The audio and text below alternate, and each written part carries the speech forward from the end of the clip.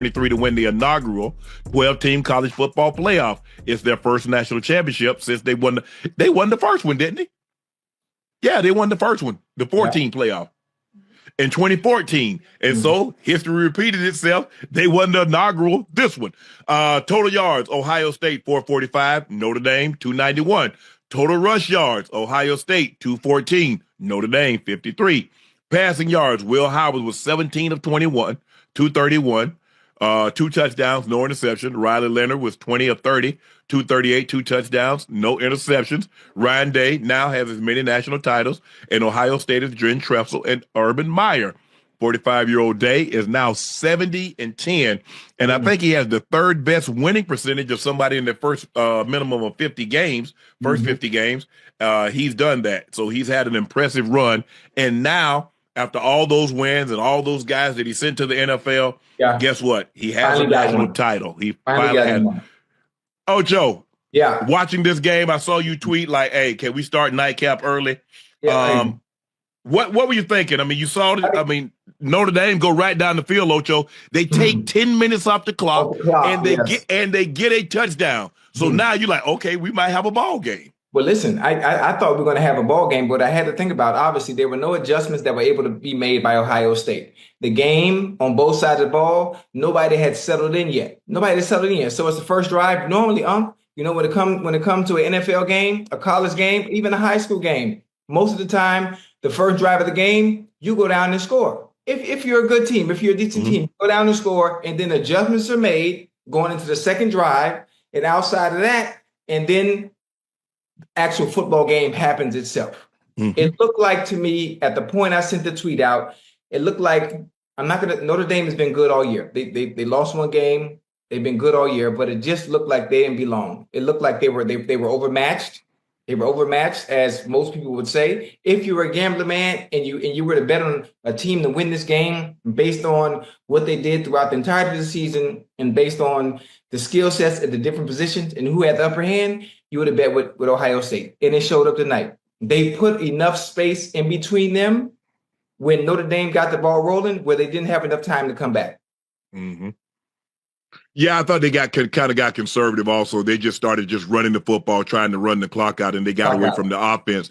And they allowed Notre Dame to gain some momentum. Right. Notre Dame did a good job of punching the ball out from the receiver. He picked up 24 yards, and the guy came from behind him and punched the football out. But I thought, look, the strong suit of Notre Dame is their defense. The strong suit of Ohio State is their offense. Now, could Notre Dame's offense do enough damage to Ohio State's defense? And I didn't think, once it got, I thought for me, once the guy got 14-17, I remember calling myself like, it's over. She's like, it's just 4. I say, but nah. I said, but you look at them, how they're just moving the ball down the field with little to no resistance. Willingly. So I was like, yeah, it's over. The next thing you know, it's 21-7. It's 28-7. I thought it was about to be over, Ocho. I thought it was about to go to 35-7. They end up kicking a field goal. And Ohio State gets some momentum when they got the fumble. But Ohio State was the superior team. I always felt that if they played their best when the format was the 12 teams that were going to play for the national championship. Yes, I was like, if Ohio State plays their best, they're the best team in football because they got an offense that can with superior athletes, and they played $20 million for a roster.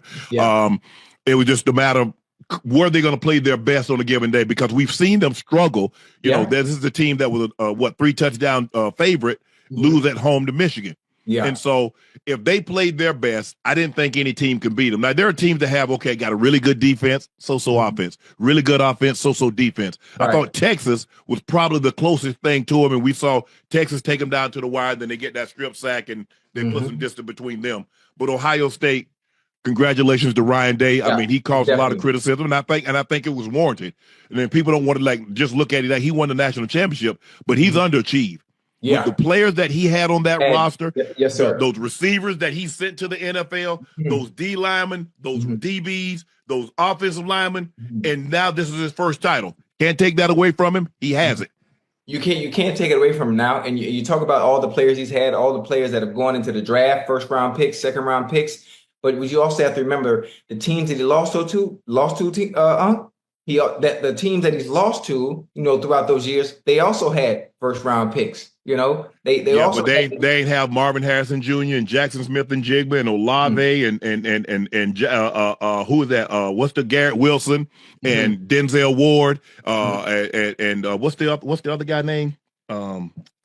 And you see what you're doing too is you're naming players that played for Ohio State. Some of them not at the same time. Some of them did play together, but also the teams that they played that they lost to, they played well together as a team. Now I can't call out all the names of the players that played on the teams that they lost to in the past. Yes, Ryan was catching some of the flack that he had. Yes, right. So the teams that they did lose to, these weren't no slouches. Now they would lose to some boys. Back-to-back national champions in the Big Ten. Yes, sir. Michigan last year, this year Ohio State. Yes, sir. The Big Ten is feeling really good now. Like, okay, what's up, SEC? What's good? Right. What's really happening?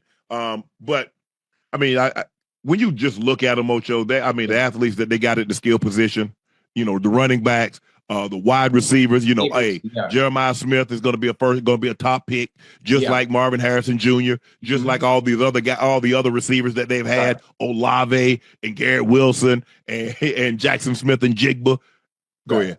I have a question. As polished as Jeremiah Smith is, as NFL ready as he looks, how soon can he come out in the draft? He's a freshman. He can't come out until after his junior year. Oh, so it's in junior year, no matter what. No matter what. Okay. No matter what. And just think about this. Look how he looked this year as a freshman. Imagine the improvement that's going to happen in the offseason and how you're going to look at the sophomore. I wouldn't be surprised unless a quarterback comes out of nowhere. Maybe Archie Manning would be the only one. Archie Manning is the only one I see rivaling him or giving him competition for that number one pick. Unless there's somebody else, maybe in the chat that you might know that's going to come along that I don't know about, obviously, that's going to be good enough to challenge Jeremiah Smith for that number one pick in 2027 or 2028? Yeah. But here's the thing, though, Ocho. Theoretically, Archie Manning can come out next year. This would be his junior year. What? Yeah. Remember? He's a sophomore. He is a sophomore. That's right. So this would be his rising junior year. Okay. So theoretically, he could come out after this year. I'm not saying that he would. His uncle stayed all 4 years. Right. And, obviously money is not the issue. No. And the thing is, for a lot of these guys are looking at it, the quicker I can come out, the quicker I can get to that second contract. That's going to be now $300 million. Yeah, but you also have to be careful, especially at the quarterback position. I know you're Manning, but are you ready? Are you ready to be able to play at the next level? Have you been? I like using the word polish because you can tell at the collegiate level when a player is polished enough and already ready for the NFL level. Now, for Archie Manning, if you do come out early, you have to understand you're going to a team that's bad. Is the situation right? The team that happened to be picking first or second. They can pull a power move. Are you going to a situation that suits you? Where you can be okay, that has somewhat of a supporting cast where you can succeed. So many factors come into play.